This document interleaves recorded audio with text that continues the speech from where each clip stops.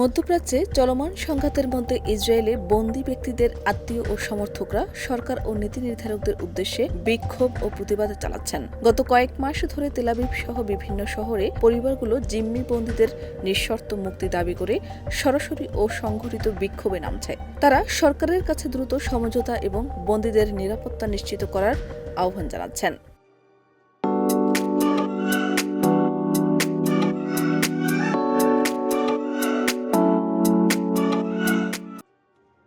বিক্ষোভকারীরা hostess square সহ নাগরিক এলাকা ও সড়কে সমাবেশ করেন, বন্দীদের ছবি ও নাম ধারণ করে স্লোগান দেন। তারা দাবি করছেন, যুদ্ধ ও কৌশলগত সিদ্ধান্ত বন্দীদের জীবন বিপন্ন করছে। বিশেষ করে সেপ্টেম্বর-আগস্ট মাসে এই ধরনের বিক্ষোভ তীব্র হয়ে ওঠে এবং সরকারের সীমান্ত নীতিমালা ও যুদ্ধ পরিকল্পনা নিয়েও প্রশ্ন তোলা হয়। আন্তর্জাতিক পর্যবেক্ষকরা উল্লেখ করেছেন, মানবিক ও রাজনৈতিক চাপ একত্রে আন্দোলনকে শক্তিশালী করছে।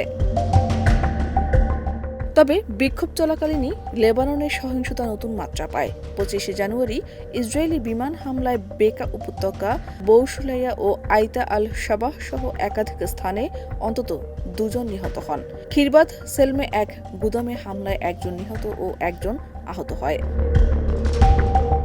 এই হামলাগুলো এমন সময় ঘটল যখন লেবানন সরকার হিজবুল্লাহকে অস্ত্রমুক্ত করার উদ্যোগ নিচ্ছে এবং একই সঙ্গে ইসরায়েলের সম্ভাব্য বড় সামরিক অভিযানের আশঙ্কা রয়েছে। তবে যুদ্ধবিরতির পরও ইসরায়েল লেবাননের 5টি স্থানে সামরিক উপস্থিতি বজায় রেখেছে।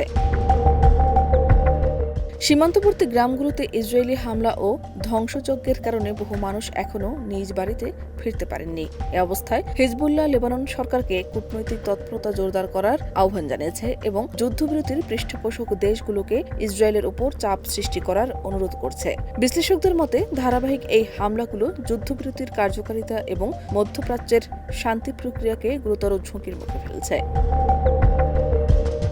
শাহনাজ পারভীন, দেশ রূপান্তর।